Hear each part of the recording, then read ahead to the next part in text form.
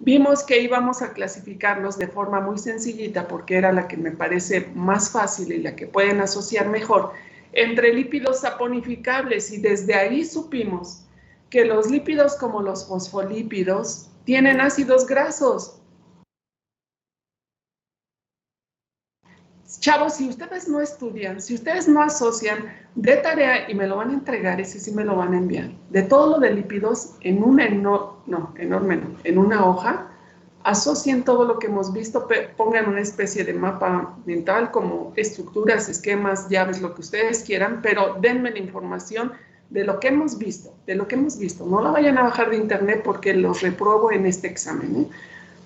Pero de lo que hemos visto, denme algo de información de lípidos. Imagínense que yo no sé nada y quieren que aprenda de lo que ustedes llevaron en clase. Entonces, de tarea, y me lo van a enviar a mi correo de Hotmail, tienen de aquí y el fin de semana, ¿no? Entonces, desde ese momento nosotros supimos que los fosfolípidos tienen ácidos grasos, que los triglicéridos o los acilglicéridos, y le voy a poner triglicéridos solo para ubicarnos, triglicéridos, tienen ácidos grasos, ¿no? Entonces, que las ceras tienen ácidos grasos. ¿Qué quiere decir? Que la famosa molécula de acetilcoenzima A puede transformarse en otra que es malonil y juntas van a formar los ácidos grasos. ¿De dónde vienen? El precursor, digamos que inicial, es acetilcoenzima A vía la ruta del malonil, así le pueden decir. Ahí se sintetizan un tipo de lípidos, muy bien. Ahora, el acetilcoenzima A también puede dar origen, este es 2 carbonos, este es 3 carbonos. Estos nombres de acetilmalonil sí los deberían recordar, ¿no? Luego dijimos que el acetil también puede originar otro tipo de compuesto que se llama ácido mevalónico o mevalonato, como le quieran decir, es lo mismo. Solo que una está ionizado, pero es lo mismo, es equivalente.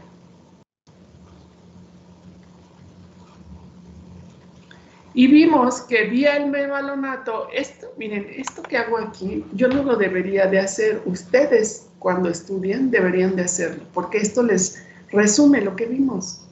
Pero si yo digo todo el tiempo y vuelvo a recapitular y vuelvo a resumir y pues no tiene caso, el trabajo lo estoy haciendo yo, pero no tiene caso porque ese trabajo lo tienen que hacer ustedes. Si no, no van a aprender, y no es por mi materia, es por todas. Les debe quedar muy claro que la responsabilidad de aprender es suya. Tienen que buscar mecanismos para hacerlo. Si no, van a salir con un montón de deficiencias, chicos. De hecho, ya lo están viendo, este sistema de a distancia nos está generando problemas. Pues si le sumamos más, ¿a dónde vamos a llegar, no? Entonces, a partir del mevalonato se van a sintetizar otros compuestos, otro tipo de lípidos. Estamos viendo lípidos. Lípidos aquí, le voy a poner un asterisco porque el malonil no es un lípido, pero los ácidos grasos sí, y los fosfolípidos sí, eso ya lo debería de saber. A partir del mevalonato se van a generar otro tipo de lípidos, que son los terpenos. Ya vimos ejemplos de terpenos, esos son lípidos. Y a partir de los terpenos también se van a generar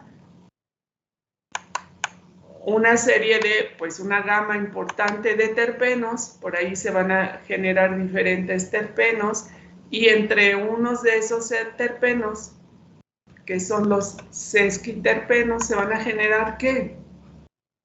Los esteroides, perdón. También los... Sí, esteroides. ¿Quién me está hablando? Marco Jair. ¿Qué número eres, Marco? Ese se me acuerdo, ya se me olvidó, por eso ahora creo que era el 13. Rivera al cuadrado. Muy bien, entonces como nos dice Marco, Rivera, 34, Marco. Entonces, como nos dice su compañero, a partir de un tipo de terpeno se van a generar otro tipo de lípidos, esteroides, fíjense. Entonces, aquí tenemos 4 tipos de lípidos. Tenemos lípidos que tienen ácidos grasos, lípidos que son terpenos, que no tienen ácidos grasos, que son diferentes, y lípidos que tienen el grupo, les decía, ese anillo de esterano, que son los esteroides. ¿Y quién es la molécula que está dando origen? Que está dando origen a estos compuestos. En realidad, vean la molécula de origen, la molécula precursora es el acetilcoenzima A. ¿Y de dónde viene?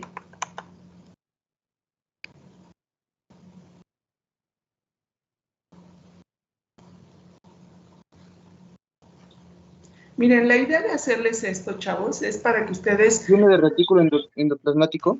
De la glucólisis.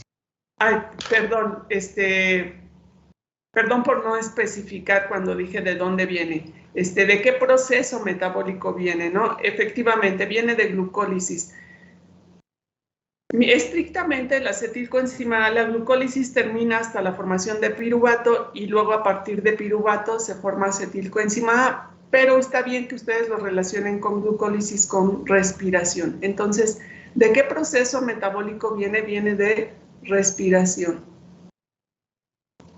Y cuando les puse aquel esquema general con la idea de que les pueda servir, sobre todo también para cuando empiecen a ver metabolismo en fisiología vegetal, que empiecen a conectar de dónde vienen las moléculas, para que empiecen a ver todo este cuadro de cómo funcionan las plantas, ¿no? Muy bien, entonces ahí está el acetilcoenzima A y esos son procesos de síntesis. Claro que nosotros no estamos viendo el proceso, solo estamos diciendo, mencionando de dónde viene, ¿no? Muy bien. Luego vimos, por otro lado, el proceso de degradación. Bueno, sí lo puedo mover.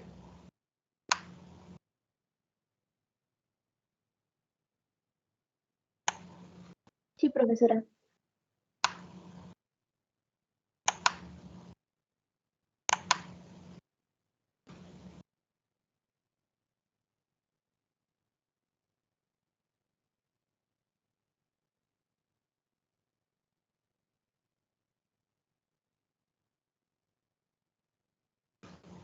Entonces vimos la degradación o oxidación que dijimos que es beta oxidación. Y entonces vimos que ¿quién sufre oxidación? Pues la oxidación la sufren los lípidos de almacenamiento.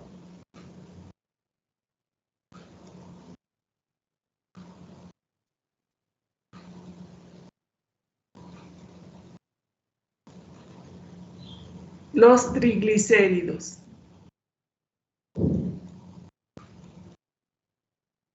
Y decíamos que por hidrólisis, de la hidrólisis se van a liberar los ácidos grasos, ¿se acuerdan? No, profesora, pero ya lo estamos recordando. Muy bien. Los ácidos grasos. Ácidos grasos que decíamos van a ir al glioxisoma.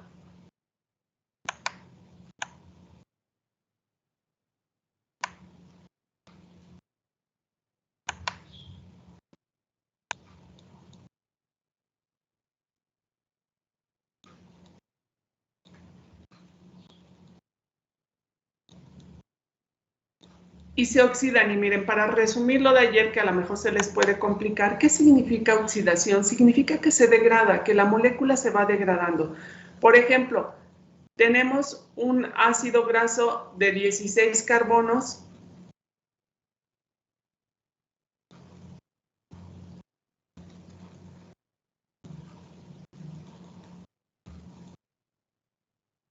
Ahí está nuestro ácido graso, ¿no?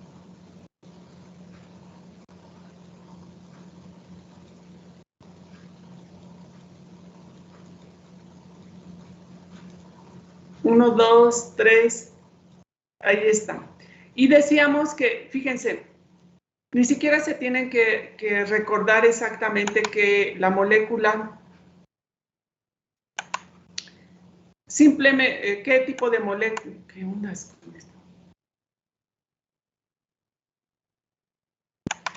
Simplemente vamos a decir un ácido graso que está activado. Se activa con una coenzima, se activa, ¿no? Entonces ahí el palmítico le vamos a poner activado. Se le agrega una molécula que nosotros le vamos a poner esta cabecita, ¿no? Para decir que está activado. Y este ácido graso va a entrar en un proceso de oxidación. Entonces se va a oxidar.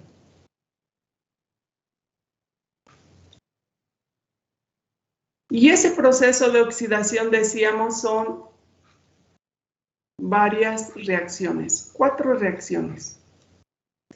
Y como resultado de ese proceso de oxidación, ¿qué se produce? ¿Qué se genera?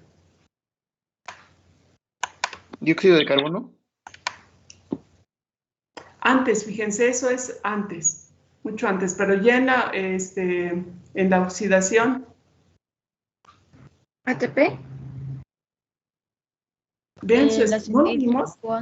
Perdón, chavos, pero es que de repente tengo varios grupos y entonces no sé si lo vimos, si lo vi o no. ¿Vimos la beta oxidación? ¿Se forma agua? Sí, profe, ayer de que cada 2 carbonos se forma acetilcoenzima A. Muy bien, entonces sí lo vimos. Mira, entonces a lo mejor se pueden confundir. Lo vamos a resumir todavía más para que les quede claro la idea a la que queremos llegar. Lo que nos queda que tener claro es que se oxida. ¿Qué significa que se oxida? Que se degrada, ¿de acuerdo? Que se va rompiendo la molécula, nada más. Luego, por el proceso de oxidación, ¿qué quiere decir? Pasa en un proceso de reacciones, de varias reacciones. ¿Qué quiere decir eso? Que este ácido graso se va a ir transformando en diferentes moléculas, pero el resultado final de todas estas reacciones va a ser que se libere una molécula de acetilcoenzima A. Fíjense, aquí el palmítico tiene 16 carbonos. El acetilcoenzima A tiene 2 carbonos. Quiere decir que la molécula pasó por un proceso de oxidación de varias reacciones para poderle eliminar 2 carbonos. Y lo que me queda después de todo este proceso es un ácido graso, pero ahora el ácido graso, ¿de cuántos carbonos? 14. Y entonces nuestro ácido graso ahora va a tener 14 carbonos y ya se va a llamar diferente, ya no va a ser palmítico, ahora va a ser esteárico, pero le quitamos los nombres. Un ácido graso de 14 carbonos. Y entonces aquí tenemos nuestro ácido graso de 14 chispas.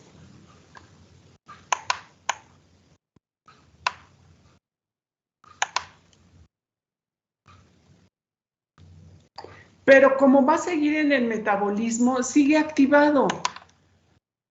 No va a estar libre como ácido graso, sino va a tener pegado ahí una enzima y una coenzima. ¿Y por qué? Porque va a seguir en el metabolismo, por eso se le activa. Ustedes ya saben que esto significa que se le pegó una enzima, una coenzima para meterlo al metabolismo, nada más. Y listo, 2 carbonos. Pero luego, a este ácido, cuando un ácido graso empieza el proceso de oxidación, lo va a seguir hasta que lo último que quede sea acetilcoenzima A. Es decir, el resultado total de la oxidación de un ácido graso debe ser solo acetilcoenzima A. ¿Sí queda claro eso? Se podría decir que es hasta que solo quede un ladrillo, ¿no? De todo lo que conformaba antes. Exactamente. Y que ese ladrillo está hecho de 2 carbonos, ¿no? Muy bien. Entonces, ¿qué significa? ¿Quién está hablando? Marco. Entonces, fíjate, Marco, eso lo que nos dice su compañero significa que entonces sí sufre varias reacciones para solo quitarle, arrancarle un acetilcoenzima A.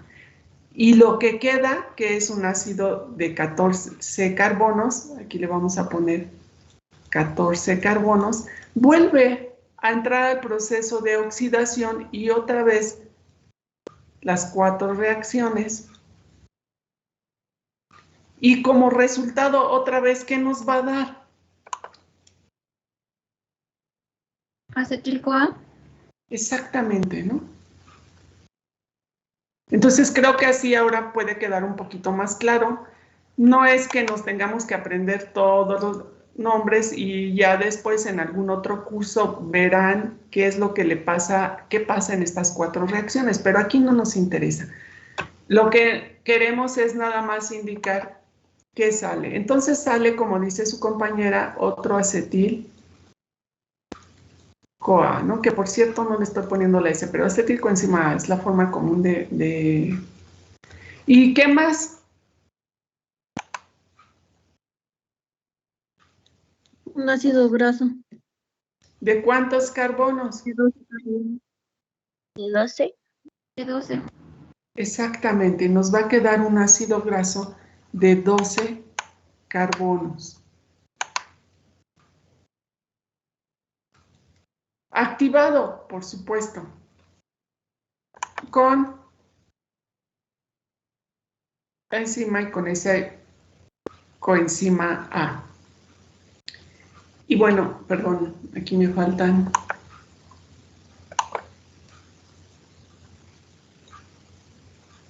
9 carbonos, ¿no? ¿Y qué le va a pasar a este? Se va a repetir y se va a repetir. ¿Cuántas veces se va a repetir? Hasta que se termine. Hasta que todo sea acetilcoenzima A. Exactamente, entonces el proceso se repite, bueno, ahí pónganle ustedes la notita, el proceso se repite.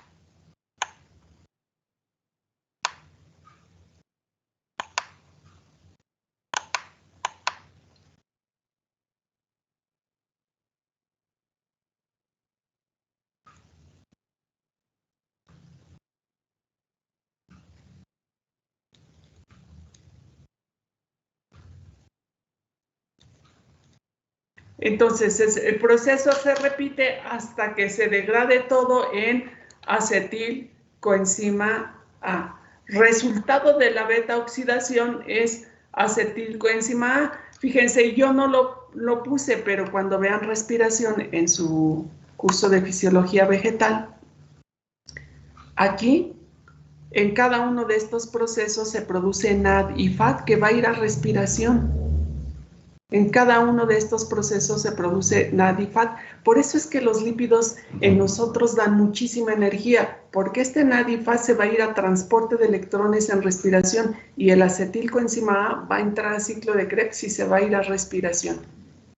No vemos respiración, pero lo van a ver en fisiología vegetal. Si hicieran la cuenta, una molécula de glucosa genera más o menos de 30 a 36 ATPs, porque ustedes van a ver que por ahí, si se hace estrictamente el contenido de energía, 30 moléculas de ATP, ¿no? Pero depende, a veces se redondean los números y dicen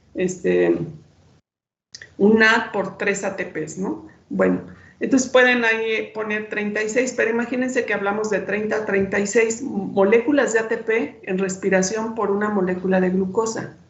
Si entrara el ácido palmítico y hiciéramos la cuenta de todo lo que se gana aquí, porque aquí se gana ATP y NAD, ATP y NAD, perdón, NAD y FAD,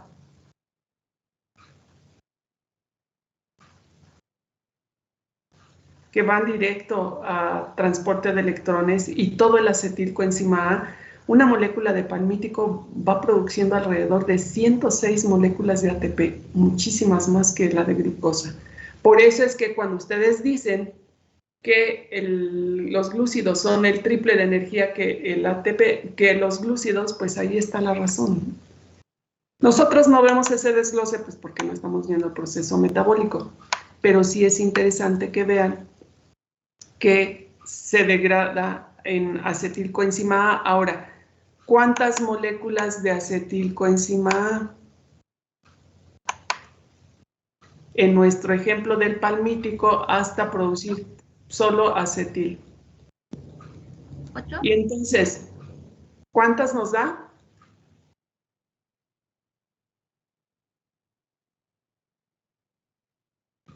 Fíjense cómo se dan. ¿Cuántas veces se tendría que repetir el ciclo? 7 veces, porque en el último serían 4, más bien en el penúltimo quedarían 4, un ciclo y ya queda solo acetil. Entonces, se tendría que repetir 7 veces. Pero ¿cuántas moléculas de acetil nos da el palmítico? Si el palmítico tiene 16 carbonos y el acetil 2, ¿cuántas moléculas nos da? 8.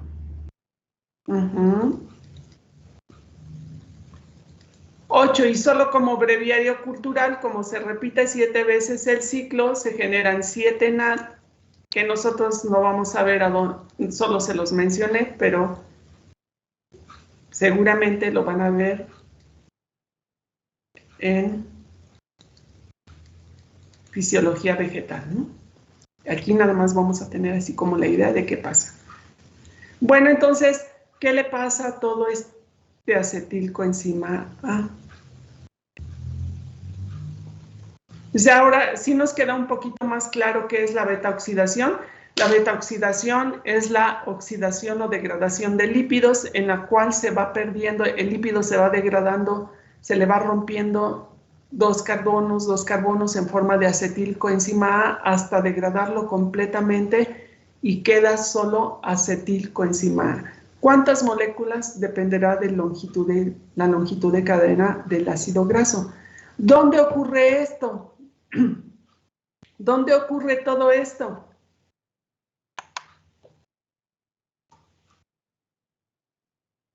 ¿Dónde ocurre? En el glioxisoma, ¿no? Muy bien, entonces todo esto de la oxidación, todo esto de la oxidación, pues se da en él, ya nos acaba de decir su compañero, el glioxisoma. ¿Qué onda?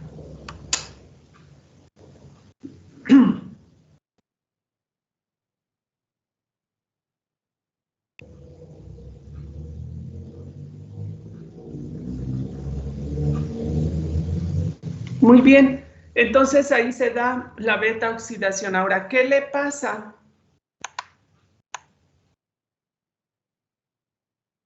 ¿Lo puedo quitar? Sí, profe. Bueno, yo ya terminé de copiar. Gracias. Bueno, entonces, este acetilcoenzima A, ahí en el mismo glioxisoma entra un ciclo del glioxilato, que no sé si lo mencioné, pero ahorita igual lo vamos a resumir así como acabo de poner este, ¿no?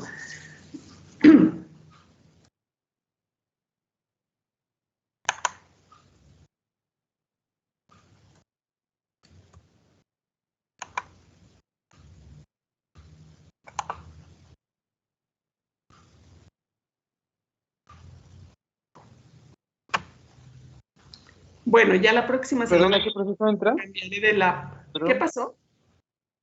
Y iba a preguntar ¿a qué proceso entra el acetilcoenzima A? Perdón. ¿En el Ahorita. glioxisoma? Sí, en el mismo glioxisoma. Ahorita lo voy a poner, nada más que ya ven que se paró esta cosa. Es que no sé, mi lab estaba funcionando muy bien y de pronto ya no, pero voy a cambiar de lab. A ver si mejoran la situación, ¿no? Entonces, bueno, retomamos ahí en el glioxisoma.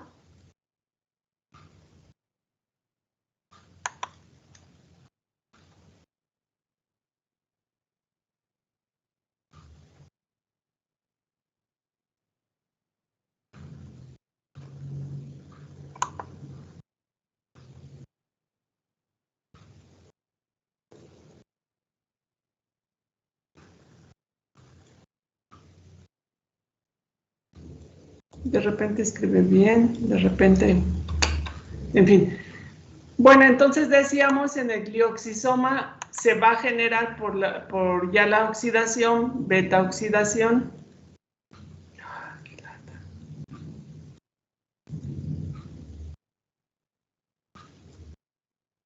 ¿Qué ondas con esto? Bueno, ahí como resultado de la beta oxidación decíamos se genera acetil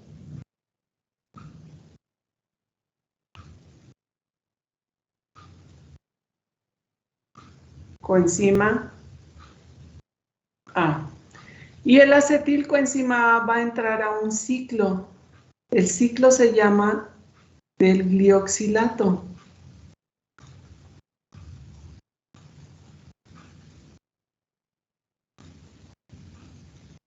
Donde se van a formar diferentes moléculas. Cuando pongo así, pues es que se forman diferentes moléculas, ¿no? Se llama ciclo del glioxilato.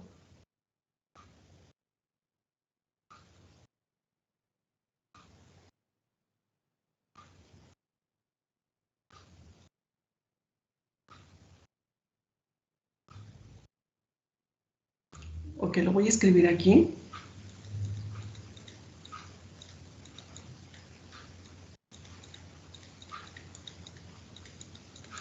Y lo voy a abreviar como CG, porque si no, ahí no, no se ve nada claro lo que estoy escribiendo. Entonces, ese se llama ciclo del glioxilato.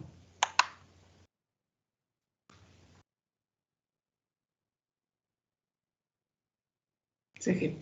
Y se van a formar diferentes moléculas.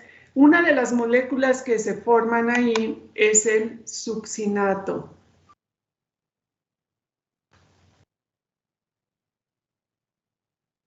Ay, ¿qué ondas? Bueno, ahí está escrito.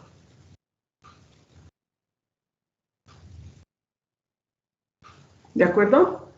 Ese se forma aquí y listo. Entonces voy a borrar eso que acabo de poner. Espero que ustedes sí lo hayan escrito.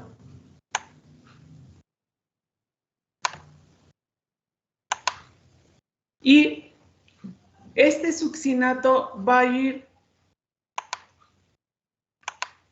a otra estructura que es la mitocondria. Y en la mitocondria se lleva a cabo parte de la respiración. Ustedes ya saben qué se lleva a cabo, qué parte de la respiración, ¿no se acuerdan? Se lleva a cabo en la mitocondria.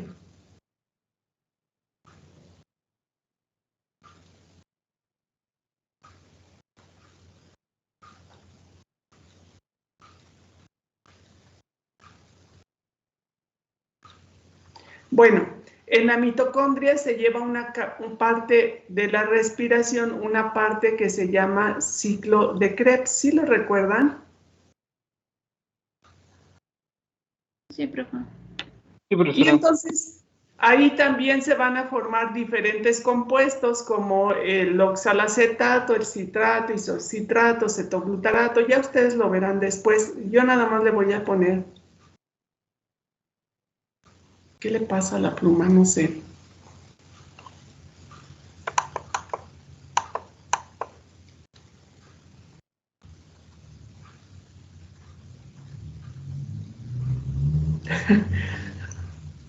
Ya deja de estar jugando, ¿verdad? Ok. Ya se cansó, profe. Ya se cansó. Sí. ¿Quién sabe?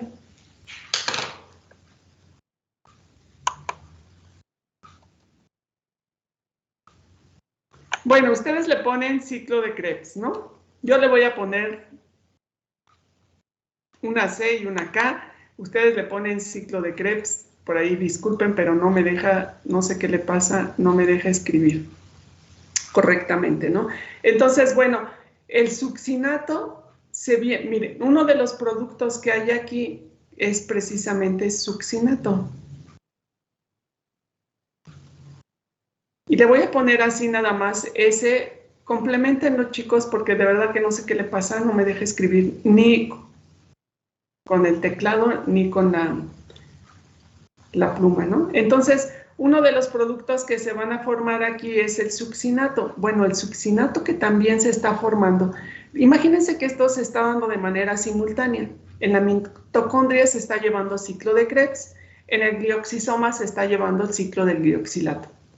Ah, pero resulta que ambos tienen en común un compuesto, y no solo este, tienen otros, pero el succinato, bueno, parte, como aquí se está alimentando con la beta oxidación y está viendo mucho succinato, parte de este succinato viaja y entra a la mitocondria y se incorpora al ciclo de Krebs.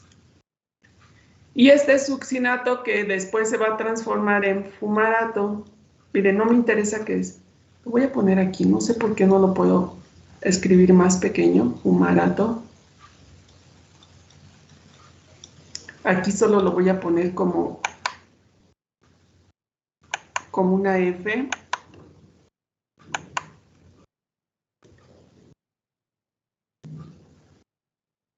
Entonces, profesora, podríamos decir que el succinato después cuando pasa el ciclo de Krebs, se vuelve fumarato o también se vuelve succinato. Ya no entendí esa parte, perdón. Ah, ¿quién me está preguntando?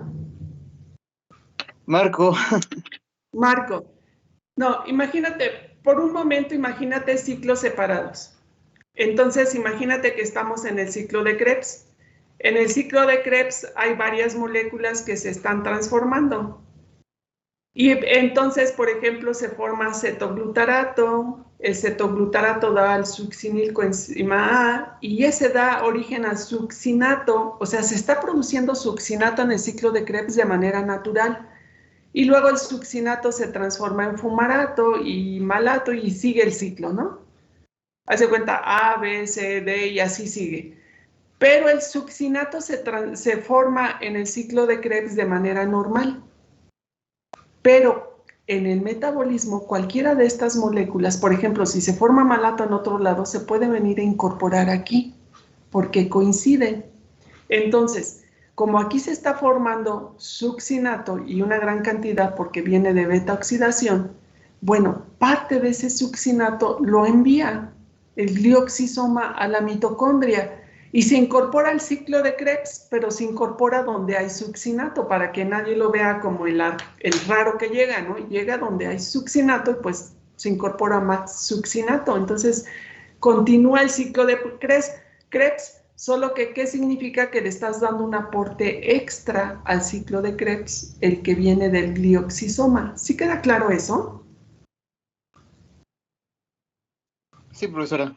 Y de ahí ya se forma el fumarato, ¿no? Lo que está arriba. Exactamente. De ahí se forma el fumarato y de ahí se forma el que me interesa que recuerden que es que es el malato.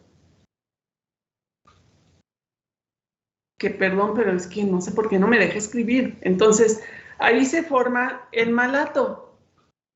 Y el malato puede seguir, fíjense, de manera natural es lo mismo. Se está formando todo el tiempo, se está formando el ciclo de Krebs. Parte de ese malato va a seguir el ciclo, pero parte de ese malato, y sobre todo de ese malato que en realidad su origen lo tiene aquí en el glioxisoma, parte de ese malato va a salir de la mitocondria.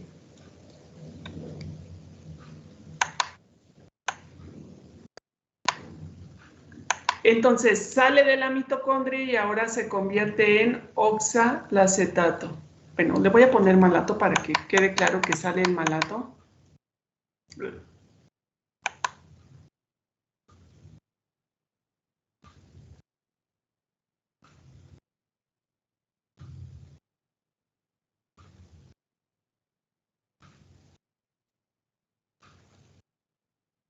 Y miren, ahorita que termine, vamos a ver, no es necesario que nos aprendamos todos los nombres, pero sí la esencia de lo que es este ciclo. El oxalacetato va a dar origen a piruvato.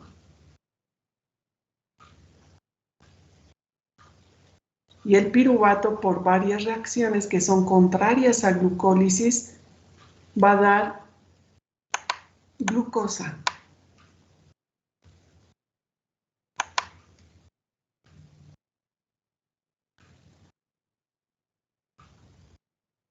Entonces, no nos vamos a aprender de memoria todo el proceso, no. Pero sí vamos a ver qué representa. ¿Qué representa este proceso de beta oxidación? Fíjense, el ácido graso terminó convirtiéndose, porque aquí es un ácido. Ya vi que no me deja escribir adentro, no sé por qué. Ácido graso. El ácido graso se convirtió en acetilcoenzima A. El acetil pasa por el ciclo del glioxilato, va a la mitocondria, pero termina convirtiéndose, vean en qué termina convirtiéndose, en glucosa. Lo que estamos viendo aquí es cómo el ácido graso, por este proceso de beta oxidación, se transformó en glúcidos. El lípido, específicamente el lípido, el ácido graso que dijimos que es un lípido simple,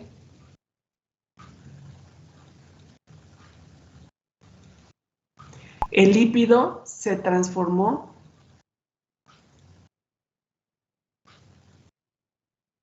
¿en qué dijimos? Glucosa. Muy bien. Y entonces aquí vemos cómo el proceso de los lípidos, obvio estos lípidos que vienen, este ácido graso viene de los lípidos de reserva.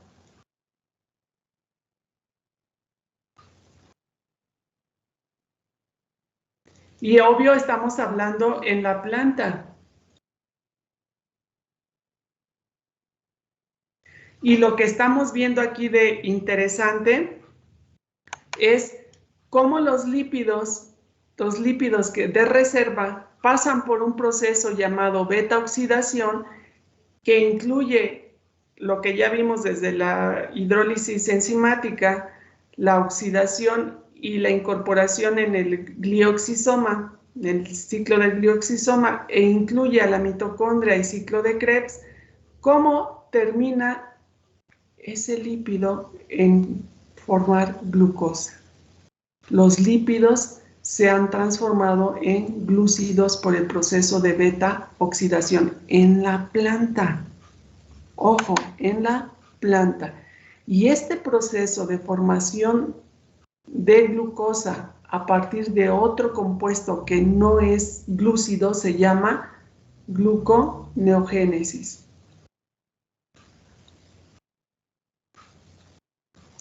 Ahora, ¿por qué digo que en la planta? Porque nosotros lo hacemos un poquito diferente. Nosotros tenemos lípidos de reserva, los beta oxidamos, bueno, los oxidamos, entramos también a este ciclo del succinato, llegamos a la mitocondria y nos vamos directo a transporte de electrones. No regresamos a formar glucosa, no lo necesitamos. Nosotros nos vamos directo a transporte de electrones y quemamos toda esa grasa. Aquí nosotros podemos llevar gluconeogénesis, pero en el hígado, pero en nuestras células, por ejemplo, normales que están respirando, células del tejido, de cualquier otro tejido, lo que hacemos es esta ruta, llegamos a ciclo de Krebs y de aquí nos vamos a transporte de electrones. Pura respiración. No hacemos esta ruta extra que hacen las plantas. Las plantas la hacen porque la necesitan. Ahorita voy a comentar muy brevemente por qué la necesitan. Y ustedes seguramente en su curso de fisiología vegetal van a ver beta oxidación porque es importante en las semillas de las oleaginosas.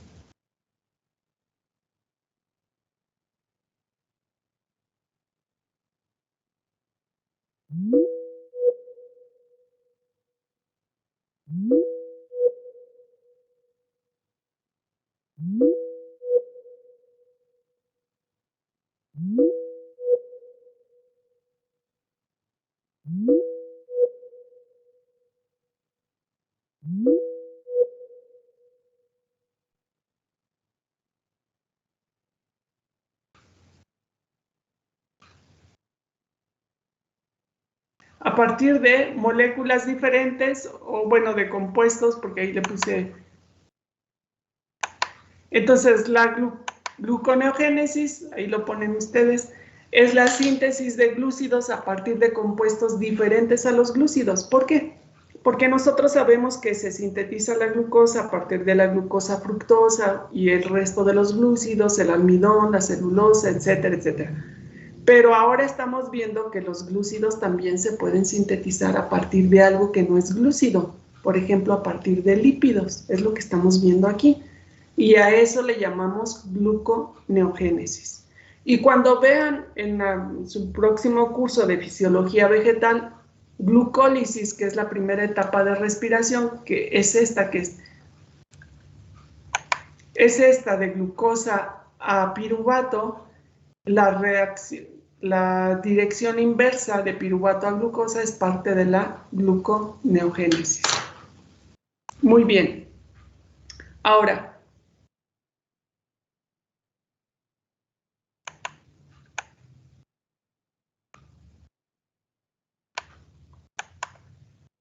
lo interesante de, ¿para qué demonios estamos viendo? Bueno, demonios no, suena muy feo, ¿no? ¿Para qué estamos viendo todo esto? Bueno, pues porque tiene una relación con las plantas, tiene una relación con lo que ustedes van a ver, con el crecimiento, la germinación, todo ese rollo. Bueno, ¿por qué hace todo este rollo la planta? Porque la planta ya vimos que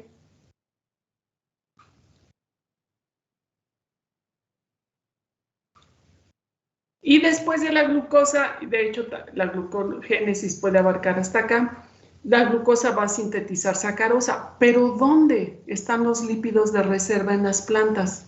¿Dónde?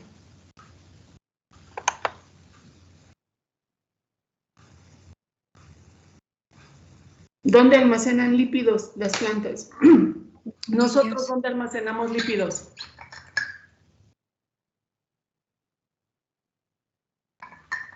Las plantas en las semillas. Las plantas en las semillas. ¿Y por qué almacenan lípidos en las semillas? ¿Quién me dijo? Las semillas. ¿Por qué almacenan lípidos en las semillas? Para que se puedan desarrollar. Muy bien, entonces fíjense, en las semillas, en los cotiledones, es donde están los lípidos de reserva.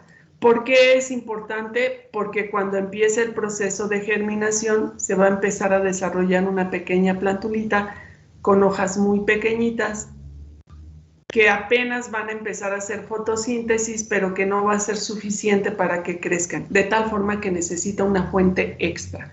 Esa fuente extra, pues, son las reservas de los cotiledones. Entonces, aquí están los triglicéridos, ahí.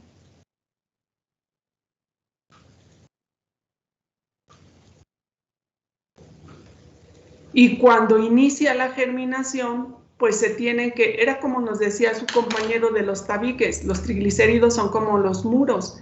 Cuando inicia la germinación, tiene que movilizar eso para sacarle la energía que tienen los triglicéridos. ¿Y qué es lo que hace la planta? Pues los oxida. Y entonces oxida estos triglicéridos y estos triglicéridos van a empezar a metabolizarse, van a generar mucha sacarosa.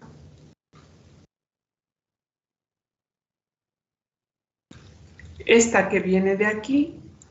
Y entonces va a movilizar. Cuando vimos glúcidos, vimos que en la planta uno de los glúcidos de transporte mayoritariamente es la sacarosa porque no es reductor. Entonces la sacarosa se va a toda la planta para suministrarle energía. ¿Por qué? Porque una vez que llegue la sacarosa aquí, o sea, la sacarosa se transporta,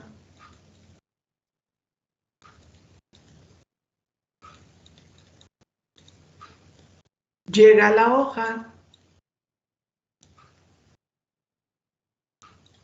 se hidroliza y genera glucosa y genera fructosa. Y listo, esto entra a respiración. ¿Para qué? Entonces, si ustedes le ponen un poquito de interés a esto, les va a súper ayudar en su curso de fisiología vegetal. Si no, pues lo van a pasar en blanco, ¿no? Entonces, desarrollarse. Después va a formar ATP. Muy bien, porque exactamente como dicen sus compañeros, ¿para qué? Para desarrollarse. ¿Por qué? Porque ya vimos en esa hojita, en ese esquema que les puse cuando puse metabolismo, puse que en la respiración lo que va a producir es mucho ATP. ¿Para qué quiere ATP? Ustedes inmediatamente ya saben que para todas, absolutamente todas las reacciones de síntesis. Y si está creciendo, está formando células. Si está formando células, necesita, ustedes ya vieron ayer membrana y vieron que se requieren fosfolípidos. Se necesita sintetizar fosfolípidos. Se necesitan sintetizar proteínas. Se necesita, si se está dividiendo porque está creciendo, división celular, se necesita mucho ADN, muchas enzimas, mucho de todo. Entonces, todas las reacciones de síntesis requieren ATP. ¿De dónde viene mayoritariamente el ATP? Más del 80 y tantos por ciento, a lo mejor 90%. ¿De dónde viene? Pues de respiración. Si no hay respiración, no hay ATP. Si no hay ATP, no hay nada de trabajo celular. ATP y intermediarios o precursores, eso ya lo vimos. ¿Para qué? Para formar aminoácidos, proteínas, ácidos nucleicos, nucleótidos, etcétera, terpenos y todo lo que necesita la planta. Entonces, revisen su esquema, pónganse a estudiar como con ganas de querer entender y aprender. Miren, el mensaje no va para todos. Yo sé que algunos se aplican, pero la mayoría no. La mayoría no tiene idea de lo que es. Y luego algunos otros todavía se meten ahí a la clase y se van, ¿no? Porque tengo un montón de faltas aquí en mi lista, chavos. ¿Qué quiere decir? Que están ahí y cuando bajo mi lista, pues casi está la mayoría, pero cuando checo en la que yo tengo aquí, cuando les estoy preguntando y no contestan, yo voy poniendo faltas. Y hay gente que tiene muchas faltas. Entonces, ¿qué quiere decir? Es que no están atentos, ¿no? Entonces, pónganle atención a eso y pónganse a estudiar porque también pues, ya saben, ¿qué andas? Nos está generando un poco de problemas todo esto de la educación a distancia, más bien de las clases a distancia, y que no permitan que se les complique demasiado. Y entonces, para que no se nos complica demasiado, quiere decir, pues, me pongo a estudiar, ¿no? No entiendo. Bueno, entonces le pregunto a la profa, que ya me dijo que cuando tenga dudas, le puedo preguntar a través del correo, ¿no? Y entonces, si no tiene ninguna duda, jóvenes, no, profa, ya déjenos en paz. Todo bien, profa. Todo bien, profe. Muy bien. Entonces les decía, nosotros, ¿por qué? Bueno, vuelvo aquí. ¿Por qué nosotros no hacemos todo este rollo? ¿Por qué las plantas hacen aquí en la beta-oxidación, termina en gluconogénesis? Porque necesitan transportar, movilizar lo que había en los cotiledones al resto de la planta. Y la única forma de movilizarlo es como glúcidos, para que cuando llegue ahí toda la energía que estaba en esos lípidos que dieron origen a los glúcidos, es decir, se recupere todo el ATP y precursores. Nosotros, les digo, no hacemos este paso de ir hacia acá. ¿Por qué? Porque no lo necesitamos. Si nosotros tenemos el tejido graso y eso empezamos a movilizarlo y en nuestras células, pues usamos todo en respiración y todo se va a término de respiración para producir lo mismo, mucho ATP. Y en todos estos ciclos intermediarios metabólicos, ¿no? Entonces, sí hay un poquito de diferencia entre plantas y animales. Bueno, con eso terminamos una visión general sobre quiénes son los lípidos, en dónde están presentes, toda la gama que ya vimos, desde pigmentos, hormonas, membranas, en fin, toda la gama de estos lípidos. Y de manera muy general, ¿de dónde vienen la mayoría? Porque también hay otras vías metabólicas para la síntesis de ácidos grasos, por ejemplo, pero ¿de dónde viene la mayoría? ¿Y qué pasa con el catabolismo en general de lípidos? Y entonces, bueno, vamos a empezar en este 20 minutos que nos quedan, 25 minutos, hablar un poquito sobre las proteínas, ¿no? Y bueno, ¿qué más? Ustedes también ya conocen de proteínas y han escuchado hablar de proteínas. Y ahí están viendo una forma de representar a las proteínas con esta estructura de cinta. Ya luego vamos a ver qué representan estos pequeños espirales y lo demás. Y aquí es una proteína particular que requiere de un centro, un cofactor. Puede ser fierro, no todas las proteínas lo tienen. Lo típico de la proteína, pues son, ¿qué son? Que por cierto aquí está la estructura. ¿De qué está constituida las proteínas? Aminoácidos. Y entonces, pues aquí vamos a ver que sus aminoácidos se unen formando estas estructuras, ¿no? La estructura básica de las proteínas son los aminoácidos que están viendo aquí y que ya inmediatamente reconocen este grupo funcional. ¿Cuál es? Ácido carboxílico. Entonces es el grupo carboxílico, muy bien, y aquí tienen otro grupo funcional. Aquí hace la aparición un elemento más en lo que llevamos, que es el nitrógeno, y este grupo que es el grupo amino, que ahorita lo vamos a ver, ¿no? Pero entonces ustedes pues tienen ideas generales de las proteínas, dónde están, conocen algunas.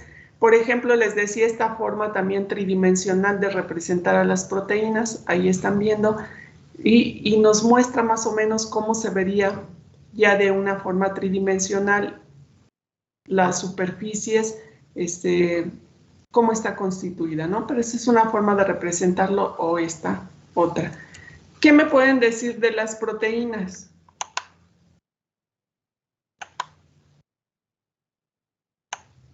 Sí saben, yo sé que sí saben. Que tienen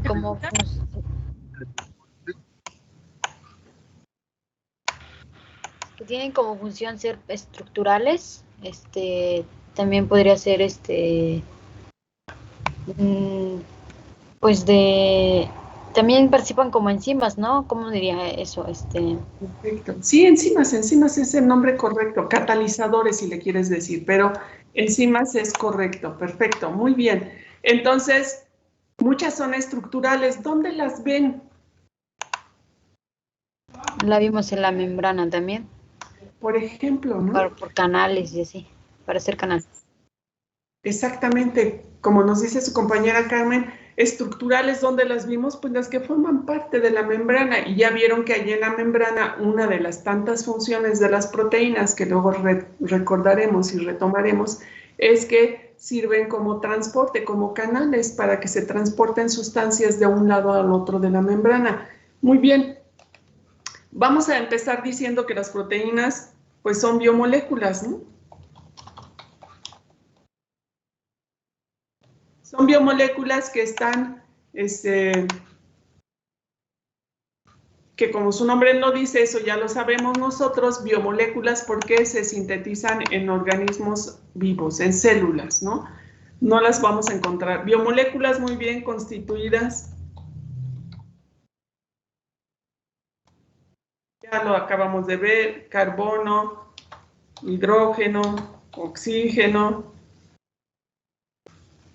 y nitrógeno.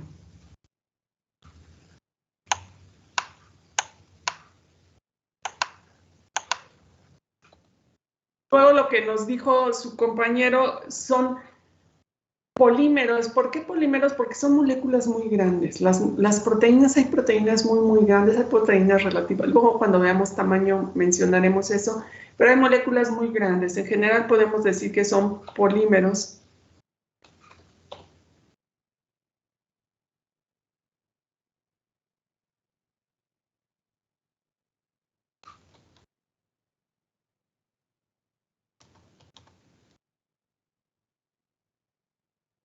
Entonces, estos polímeros están constituidos de aminoácidos. La unidad básica, entonces, de las proteínas, pues son los aminoácidos. Ya luego vamos a ver por ahí, por cierto, les dejé una tablita aquí en Teams para que la imprimieran, o por lo menos para que, ¿por qué imprimirla? Pues para que puedan hacer ahí algunas anotaciones, ¿no? Por lo menos para que la tengan ahí a la mano. Entonces, constituidas de aminoácidos. Hablando de la estructura, fíjense, les digo que aquí es una forma de representarlo, pero hay algo importante de las proteínas. Las proteínas tienen una estructura, una forma tridimensional, que es súper importante para que realicen sus funciones. Esa estructura tridimensional, obvio, cada proteína tiene su propia estructura. Cada proteína entonces va a ser diferente de la otra, así como nosotros tenemos un cuerpo diferente de cualquiera, nos podemos parecer mucho a alguien física, bueno, en la dimensión de nuestro cuerpo, pero no vamos a ser exactamente iguales. Así las proteínas, cada proteína tiene su propia estructura del cuerpo, entonces las proteínas tienen una estructura tridimensional, ¿no? Que luego vamos a ver a qué se refiere esta estructura.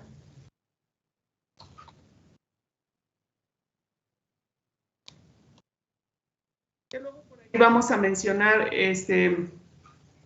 estructura terciaria, que seguramente cuando yo digo estructuras terciarias por ahí medio le suena algo.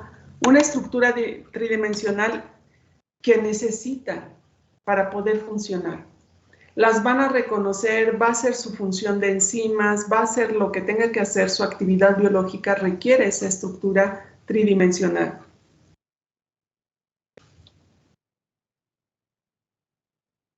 Entonces es necesaria para que realice función o actividad biológica, ¿no?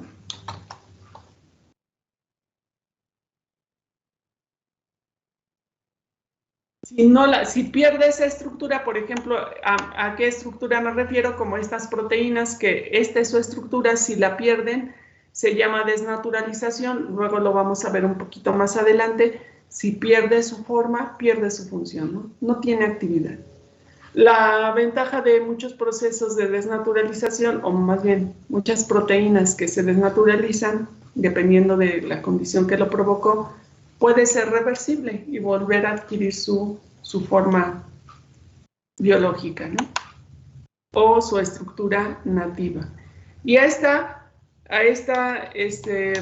estructura tridimensional también le llamamos forma nativa, ¿no?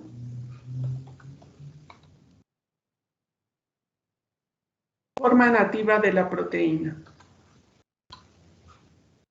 Luego lo que sus compañeras nos decían, bueno, son estructurales, funcionan como enzimas. Las proteínas son de las moléculas más abundantes también dentro de la célula.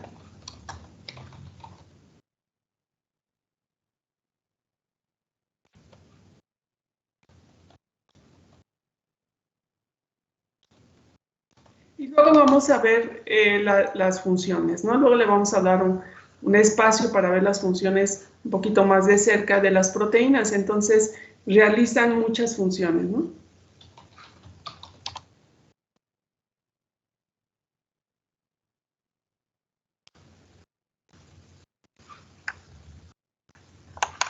Luego hay otras características con las proteínas. Por ejemplo,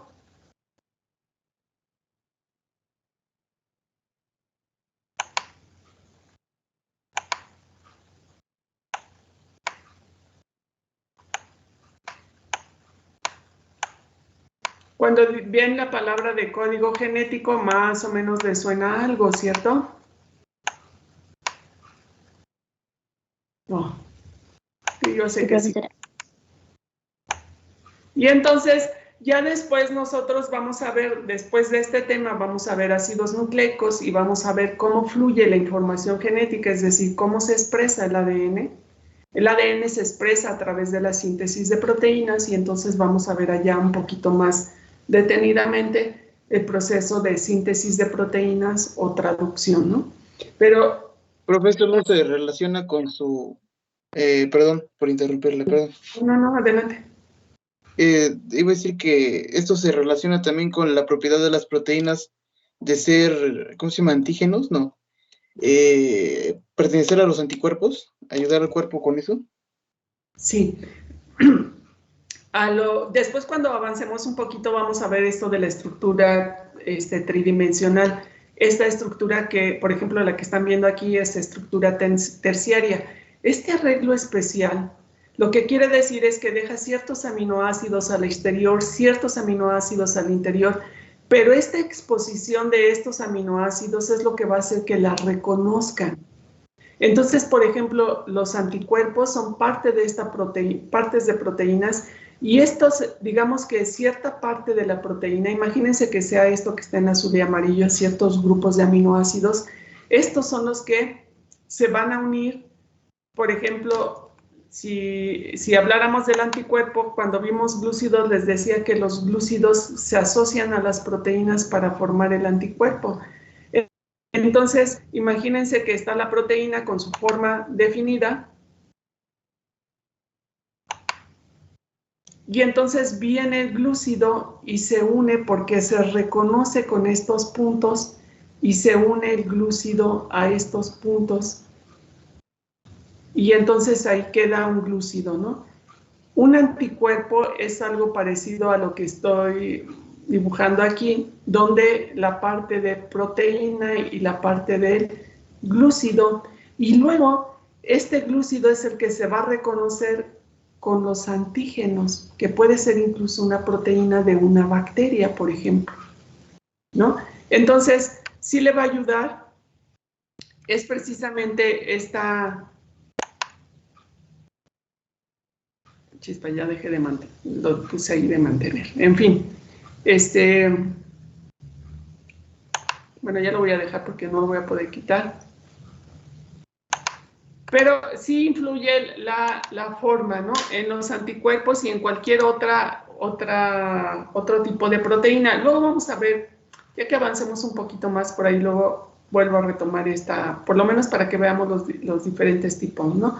Entonces, las proteínas o la secuencia, fíjense, cada proteína va a estar constituido de diferentes aminoácidos. Una característica es que la secuencia de aminoácidos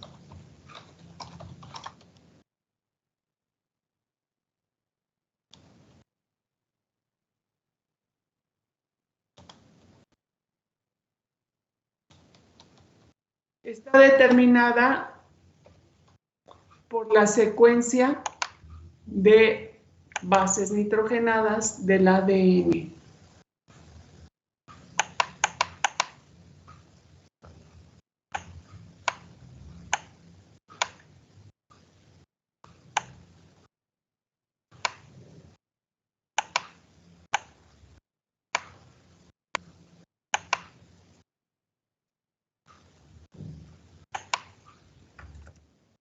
Quiere decir, y ya lo vamos a ver cuando veamos síntesis de aminoácidos, que quien determina, obvio, qué proteína se va a formar es el ADN.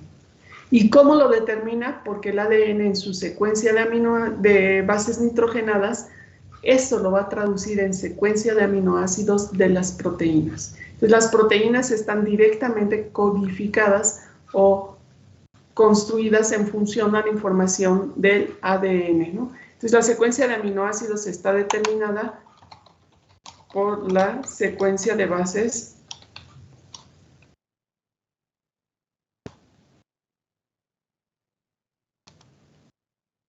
y ya lo vamos a ver un poquito después, ¿no? Y a través de esto que es el código genético, que ya vamos a ver qué representa y demás. Entonces, bueno, las proteínas, ya dijimos, tienen múltiples funciones, tienen muchas características importantes. Conforme vayamos avanzando lo vamos a ver. Son estructurales, las vemos sí en las membranas, las vemos, ¿dónde más? La vemos en el cabello, la vemos en las uñas, en los músculos, ahí forman parte del tejido muscular, en las articulaciones, en los tendones, por ejemplo, en nosotros, ¿no? Y vamos a ver luego un poquito más ya de funciones cuando veamos un poquito más adelante, ¿no? Luego, ahí sus compañeros nos dijeron, y aprovechando que aquí tengo el esquema y que se ve muy mono, pues lo vamos a dejar. Las las proteínas, la unidad básica de las proteínas, pues son los aminoácidos. Y vamos a identificar un aminoácido por sus constituyentes. Y entonces ahí tienen el grupo amino, que está aquí, grupo amino, el nitrógeno con sus 2 hidrógenos, el grupo carboxílico, que ya lo identificaron hace un momento, y este carbono que está aquí le vamos a decir carbono central o carbono alfa, pero lo vamos a considerar como carbono central.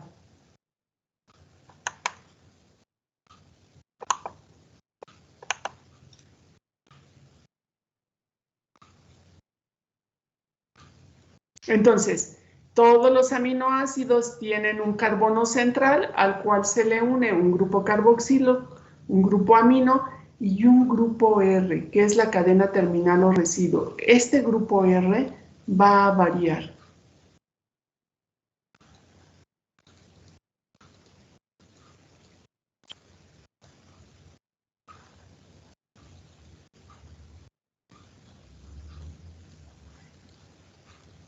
Es decir, todos los aminoácidos todos los aminoácidos van a tener esta misma estructura, digamos, esqueleto básico, carbono central, grupo amino, y en esta forma, grupo central unido al grupo carboxílico y del otro lado unido al grupo amino. Esto es característico en todos los aminoácidos. Pero ¿dónde van a variar? Con esa cadena terminal que se va a agregar al carbono central. Esa es la que va a ser diferente. Si ustedes ven ahorita su tablita, la que les puse, ustedes están viendo grandes diferencias con este grupo R, que incluso viene marcado con color diferente, ¿no? Y, por ejemplo, ese grupo R pues es muy diferente, y en el aminoácido más chiquito que tiene ese grupo R, en la glicina que tiene,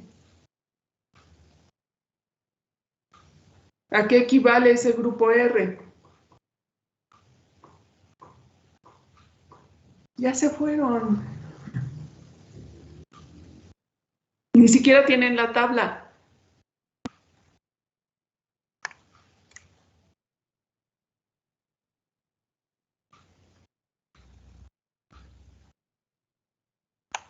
Tiene un hidrógeno, profesora, pero no estoy segura de a qué equivale. Sí, eso es. Mira.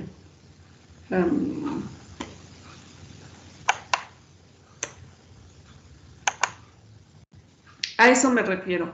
Vean, ahorita regreso aquí. Ese grupo R es lo que tenemos aquí, ¿no? ¿Y por qué lo mencionamos? Porque ahorita vamos a ver que eso es importante.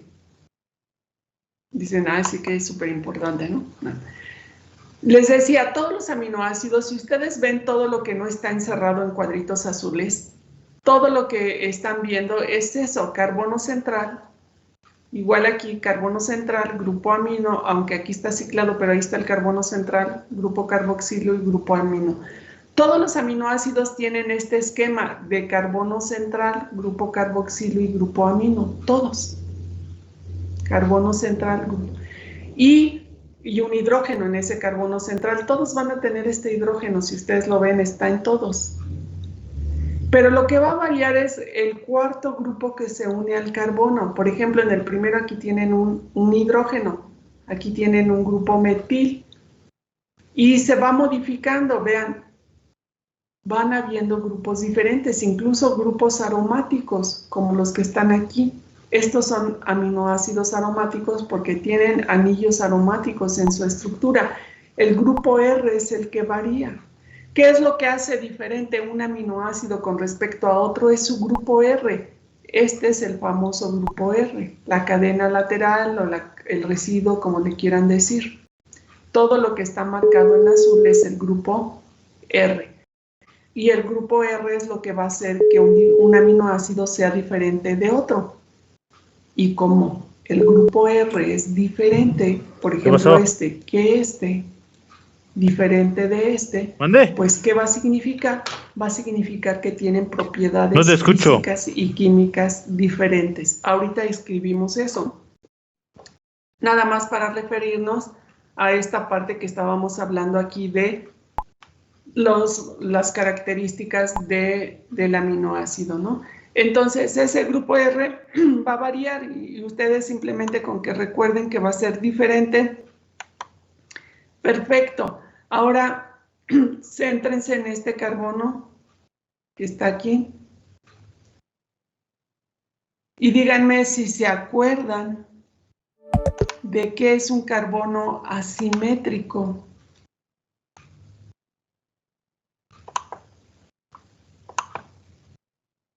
Y la pregunta es si este carbono es un carbono asimétrico, sí o no. No, porque tiene diferentes, No, porque tendría tiene, dos tiene hidrógenos. cosas diferentes en cada lado. Muy bien. Entonces, pero fíjense, acuérdense de la A, simétrico significa que somos, por ejemplo, nosotros somos, bueno, si lo ven tan a detalle, no, pero simétrico, nuestro lado izquierdo del lado derecho, pues sí, del lado derecho tengo un ojo, del lado izquierdo también, una oreja, mitad de la boca, del otro lado igual, ¿no? Eso es simétrico. Asimétrico es que seamos completamente diferentes. Entonces, si están haciendo la relación del carbono, fíjense, este grupo, si ustedes están viendo ahí en su tablita, es muy diferente en todos los aminoácidos. Diferente el hidrógeno, diferente, diferente, diferente. Sus 4 grupos diferentes, por lo tanto, es carbono asimétrico.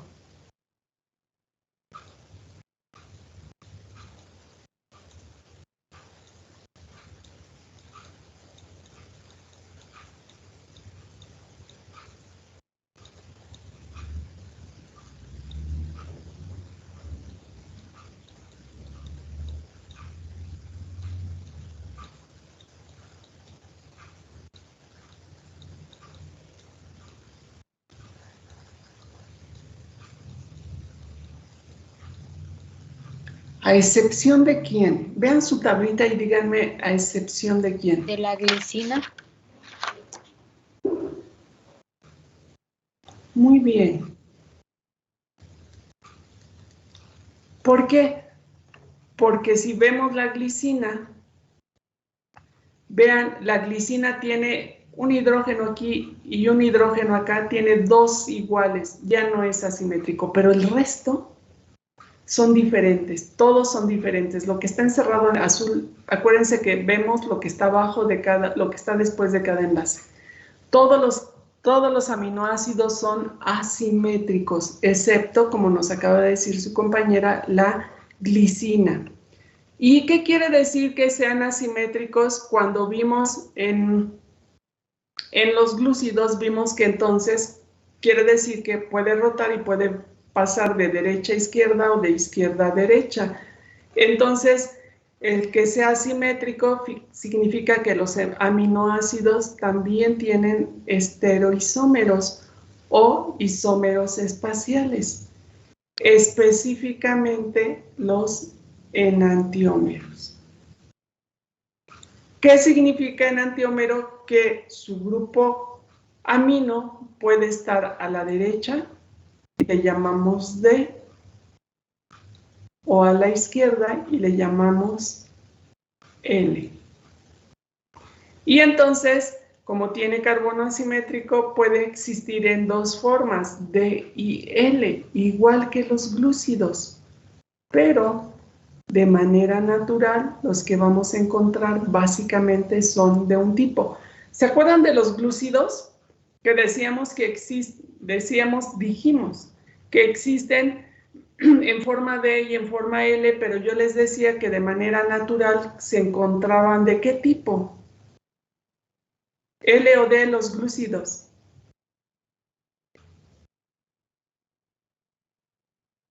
O en la naturaleza.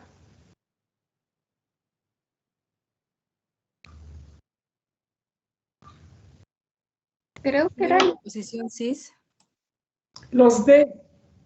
Entonces, fíjense, en los glúcidos, quien predomina de manera natural o en la naturaleza, en la célula, vamos a encontrar básicamente D, pero en el caso de los aminoácidos, en las células vamos a encontrar las formas L.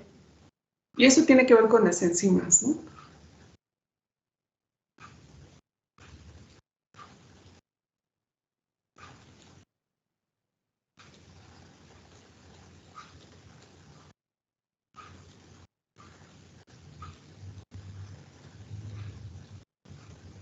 Entonces, nosotros vamos a encontrar generalmente los Ls. Esos como breviario cultural también presentan estereoisomería en antiómeros y vamos a encontrar típicamente los L.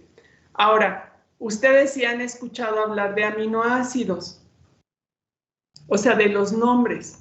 Y otra vez, no es que nos vamos a aprender de memoria, pero sí podemos leer de tarea, le pueden, bueno, ahí tienen su tablita, lean los nombres unas 3, 4 veces para que se familiaricen con ellos. Glicina, serina, metionina, glutamina, ácido glutámico, triptófano, tirosina, fenilalanina, prolina, no sé. Que los empiecen a leer para que se empiecen a familiarizar con ellos. Y básicamente existen 20 aminoácidos de los cuales están constituidas todas las proteínas.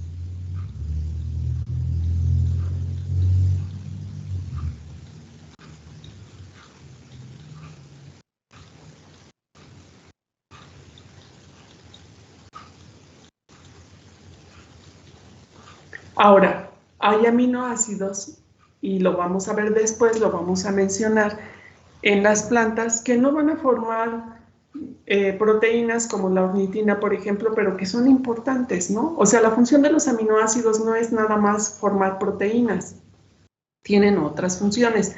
Y hay aminoácidos que no son proteicos, es decir, que no van a formar proteínas, pero van a tener una función.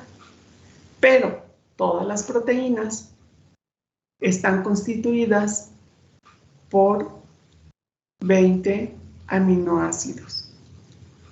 ¿Cuáles son esos 20 aminoácidos? Estos que están viendo aquí, ¿no?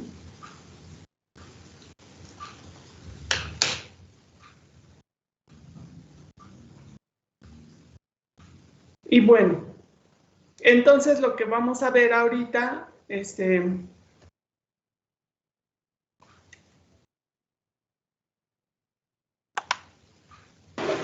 que ya terminó la clase. Entonces, bueno, pónganse a estudiar, chavos, repasen un poquito.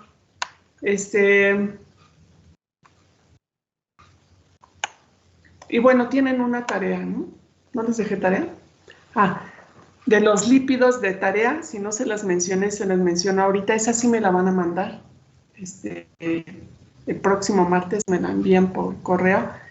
De los lípidos, hagan una especie de, no sé, como están acostumbrados. Resumen, no. Quiero que me hagan a través de imágenes, a través de cuadros, cuadros sinópticos, un mapa mental, algo que me muestre qué es lo que aprendí. ¿Podemos hacer uno digital? ¿Perdón? ¿Podemos hacer uno digital? Sí, o sea, como ustedes quieran, ¿eh? Lo único que yo quiero es que recapitulen la información, que la traten de asociar de forma que les sirva a ustedes, que lo conceptualicen ustedes y que digan, ah, sí, ya conecté todo lo que tiene que ver con lípidos y me lo muestren a mí. Imagínense que yo no sé nada y que con eso yo voy a aprender un poco de lípidos, ¿no? Entonces, lo hacen y la finalidad es, háganlo como ustedes quieran, en la forma que ustedes quieran, pero la finalidad es esa, que integren. Ahora, no se trata de ir resumiendo todo lo que... No, traten de simplificarlo y de, a lo mejor a través de esquemas. A veces los esquemas son muy buenos si lo saben utilizar porque les ahorra mucho, ¿no? Pues ya no les voy a robar más de su tiempo. Esa tarea se queda pendiente para que me la entreguen. Es la única que me van a entregar. Y nos vemos la próxima clase. Entonces la tarea es estudiar nada más. Nos vemos el próximo martes. Que tengan bonito fin de semana, sean felices, coman rico. Gracias, profesora, igualmente. Nos vemos, profe. Gracias. Profesora, hasta luego. Adiós, que les vaya bien.